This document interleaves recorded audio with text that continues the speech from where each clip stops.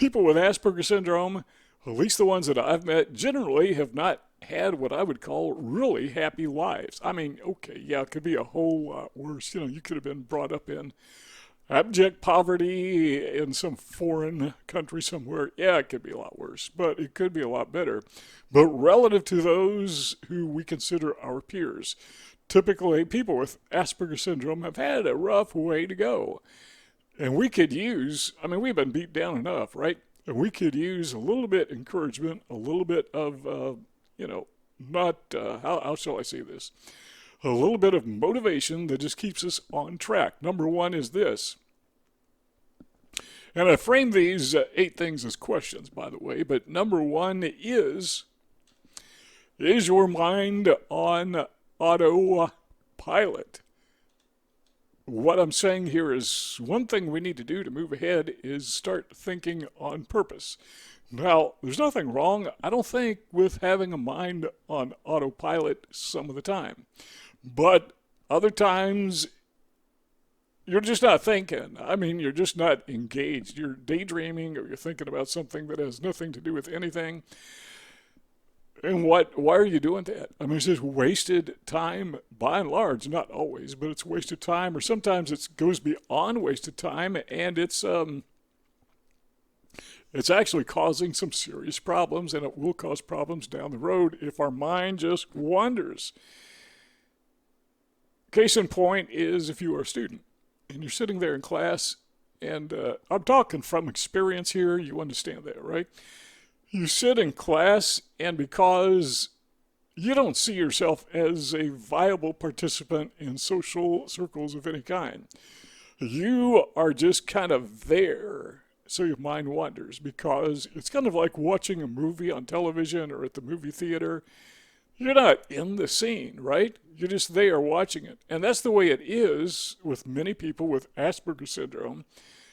Say, for example, if you're in a classroom and everyone is sitting around learning, paying attention to the teacher. It's just a movie. You're not in the classroom. I mean, well, it's a 3-dimensional movie, so yeah, you are in the classroom. But this is for them. It's not for you. You're just an observer. So what happens is your mind wanders, right? So your mind goes on autopilot, and whatever the teacher or instructor is saying, you're not listening. I mean, you can hear their voice, wah, wah, wah, in the background, like a Peanuts special. You remember those on TV? It's that wah, wah, wah. You can hear it. You're just not paying attention because your mind is focused on something else. So, number one, we need to learn to, I don't want to say never be on autopilot, because that's where imagination comes in. I got to tell you, I do these videos. Right now I think I'm doing 4 videos a day, 5 days a week. And people say, where do you get your ideas? Well, when I can, I go out and take long walks. I used to do that every day. Can't for the time being, but take long walks, and my mind just kind of wanders. And that's where I get my ideas. I mean, that's not the only place I get them, but, I'm just thinking, what am I going to talk about tomorrow? So let your mind wander, but control it. Number 2 is, do you tend to worry? What we need to do instead of worrying is we need to prepare. Do you remember these big paper things they used to call maps back before there was GPS?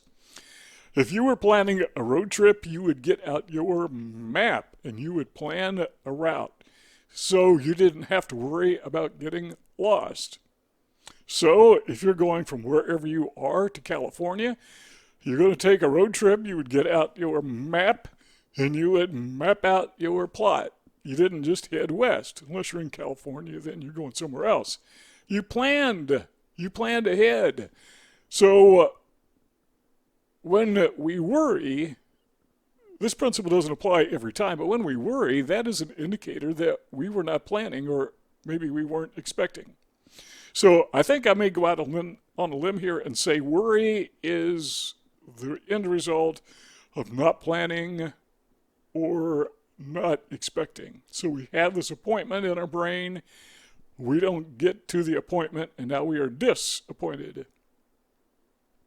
So if you were a person with Asperger syndrome, And like many people with Asperger's, you tend to worry a lot, and it's not without reason, not without good cause, because you've been through a lot, and you know that the world, that the neurotypical people aren't going to change. You know that you're not going to change, and so you know from past experience when you go back out and about with I hate to keep calling them space aliens, but neurotypical people, you know you're going to face some challenges, some encounters. What I do typically is I try to, yeah, I'm a little bit avoidant, but why would you put yourself in a situation that's going to cause you problems? So you back off. But the key here is to prepare. Don't worry. How do you do that? Well, for example,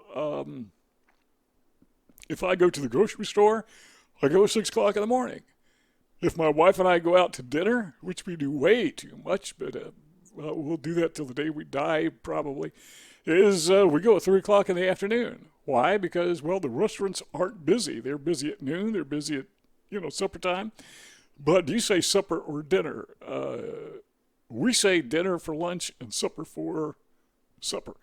Some people, dinner is supper. That's got nothing to do with anything except go at 3 o'clock because you're not going to face the crowd. Plus, chances are you're going to get better service. Number 3 is this. Are you hyper-schedulized? People with Asperger syndrome, no two of us are alike. I got it. But people with Asperger syndrome like to schedule things. We like our lives to be orderly, and if it's not orderly, it drives us crazy. At least it does me. It just drives me absolutely nuts. And by the way, I'm nuts a lot of the time because my schedules are not perfect. But what happens is we tend to hyper-schedulize. So the question is, are you hyper-schedulized? What I would suggest you do is keep your schedules, but schedule in what I would call maybe some buffer time. Extra 10 minutes. Now, what I do, for example, I think I mentioned this in another video, but when I go anywhere, I typically add 15 minutes to 30 minutes travel time, depending on how far I'm going. But if I go to the doctor, got a doctor's appointment, and I'm supposed to be there at 9 o'clock, it takes me 10, 15 minutes to get there. I'll leave at 8:30. So it gives me some buffer time. So the schedule isn't controlling me. I am controlling the schedule. I'm in control, which is the whole idea of having a schedule. So if you have to have those schedules, and you probably do if you're an Aspie, one of the ways to prevent, I should say, the schedule from controlling you is to, just broaden it out a little bit. So your schedule says on this day, at this time, you're going to mow the grass. Give yourself a few minutes before or after and just relax.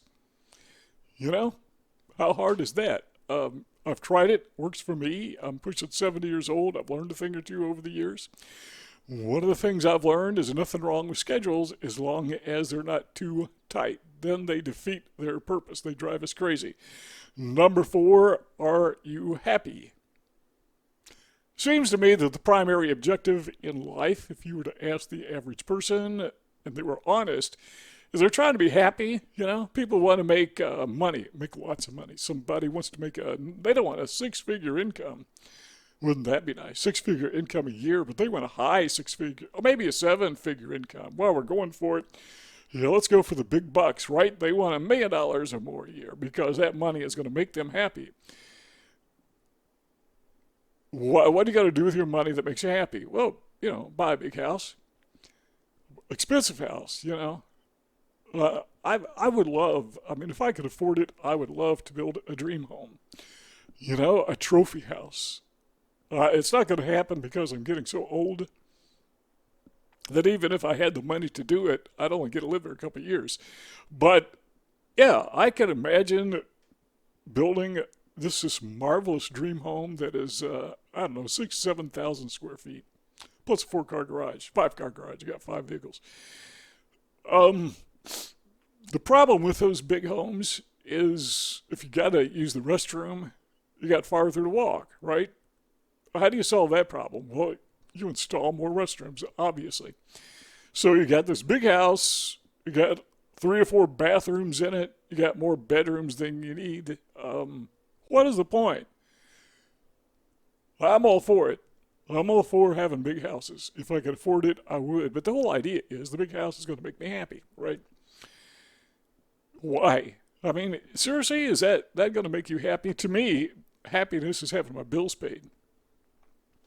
If my bills are paid off and I got a few $1,000,000 laying around, nothing to do with it, okay, and I might put down cash for a big house and spend ridiculous amounts of money on property tax. That may make me happy if I can afford it, but the point is, the things that we think that make us happy really don't. So I'm asking you, are you happy? And when you talk to people with Asperger syndrome and you ask them this question, are you happy? They will say, well, not really. And you ask them, why are you not happy? Stop and think, 'cause I'm talking to you here. When you ask people with Asperger syndrome, why are you not happy? Usually the answer is some kind of a deficit. It's something that I don't have that I wish I did have. It's usually not, well, I got so much money. Some people actually have that problem, you know. It's not, well, you know, I've got so many friends and they keep asking me to go with them places and they're wearing me out. I've never heard an Aspie say that. Well, you know, Ken, I've got all these high-end flash cars, you know. I got my Bugatti. I don't know what else out there. I got my Ferrari, and I just got too much of this stuff. Never have I heard a person with Asperger syndrome say, I'm unhappy because I got too much food. Okay, maybe that may be the exception. But usually when we are unhappy, it's because we sense that we have a deficit. Now the solution to that is to be happy with what you got when possible. And I understand, if you have Asperger syndrome, chances are, unless you're one of the 16% who has a job, chances are you're struggling financially. That would not make me happy. How do I know? Well, I've been there, you know, for years. We really struggled. But the question is, what makes us happy and what makes us unhappy is that deficit. Can't pay our bills on time. But when we allow our minds to be saturated, immersed in unhappiness, what happens is it flushes out those things that make us happy. It's almost like I don't dare be happy because I'm supposed to be unhappy because I can't pay my bills. Did you know that you could not pay your bills due to a lack of finances, resources, and still it's okay to be happy? There are things in your life to be grateful for. You can be happy about those things. And that's not to diminish the real challenges because, man, you got to face those things, right? You can't pretend they're not there. We're not talking about pretending. We're talking about letting the negatives, the hurtful things crowd out the other things that make us happy. Number 5 is this. Are you triggered by interruptions? Yeah, probably. So somebody came in the door right now. Sometimes they do when I'm making a video. Or if the phone rings, yeah, I find that kind of annoying. But when I stop to think about it, you know, it's possible somebody could walk in the door. It's possible that the phone could ring. It's possible that the internet could go out or the electricity could go out and I lose power and I got to do this some other time rather. So what happens is we say to ourselves, I was interrupted, and that makes me mad. What that is, that's an indicator that we did not plan ahead for interruptions. And if there's anything Aspies are good at, it's planning ahead. So if you are annoyed by interruptions, maybe you need to tweak your Asperginess a little bit because you're not being a good Aspie. You know, you need to plan because you're a planner. You need to plan for interruptions. Just admit it. If you're going to take a road trip somewhere, you may have a flat tire. You may have a fender bender. You may get pulled over by a traffic cop for no apparent reason other than he just got hired and he's in training and he needs to pull somebody over and you happen to be in front of him. You got to plan for those things. You know, again, when I go to the doctor, it's a 15-minute road trip. I give myself 30 minutes. So, not to be triggered by interruptions. Number 6, are you focused on form? What I mean is that form is subjective to function, or it should be. So, another way of saying it is form follows function. Now, supposing I've got a video camera in front of me. You can probably see it there. Yeah, it's right there. So I've got this video camera in front of me. It's not very big, but it's very functional. It does a really good job for no more than the thing cost. I'm glad I was able to find it.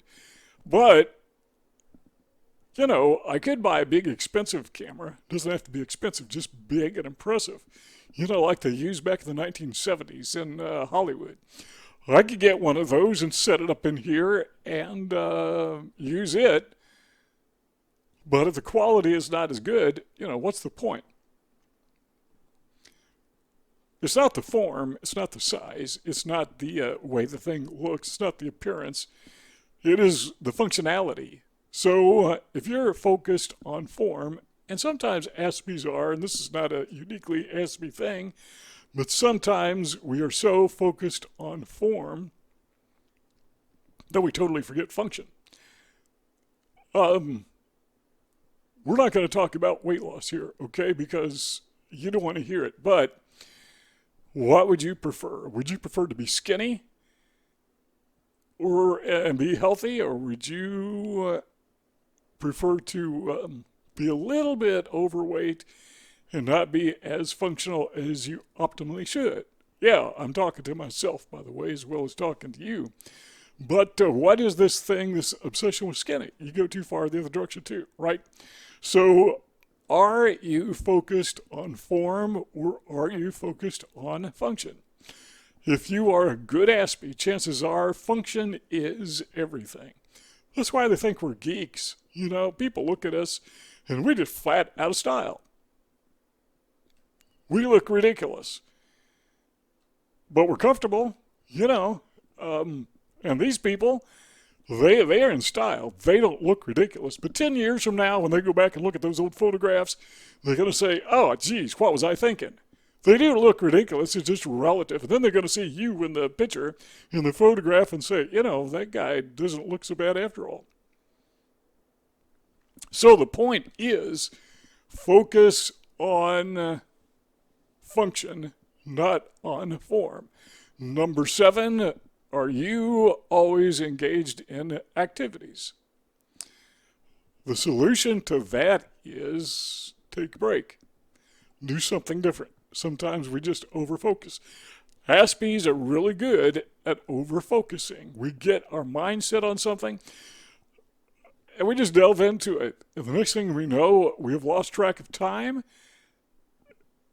And that's usually that's kind of a good thing, you know, but there can come a point in time where we are so engaged that we are overfocused and we miss out on the other parts of life that really need to be there. So the challenge here is don't overfocus, but and this is simple, take a break. Sometimes I'm sitting here doing my videos and brain fog sets in. What do? Get up, take a break. Get up, take a walk. Go somewhere else. Number 8 is, are you a chronic people pleaser? Chances are, if you have Asperger syndrome, you got a problem with trying to please everybody all the time. You want people to like you. You want people to, you want to please these people because you're expecting a reciprocal response, and it doesn't happen. That's not the way people are. But also, you are nice to other people. You are a people pleaser because you like people to be nice to you. And people have been nice to you, and you appreciated it, and it's reciprocation. You're giving it back. you are a chronic people pleaser. But if you have Asperger syndrome, chances are there was a time in your life when you had a really tough time with other people rejecting you for no reason other than you dress funny, you act funny relative to them, and they just thought you were weird, so they abused you, they bullied you, and now you're really wanting to do something to get these people to stop. And the way to do that is to please them. Make them happy, then they won't bully you. Give yourself value. So they become, we have this thought in our mind that if we are valuable to these people, they won't bug us, or they won't try to hurt us. Truth of the matter is that seldom works. And in the process is we are so preoccupied with pleasing other people that we forget there is one person that we need to take care of more than anyone else, and that is ourselves.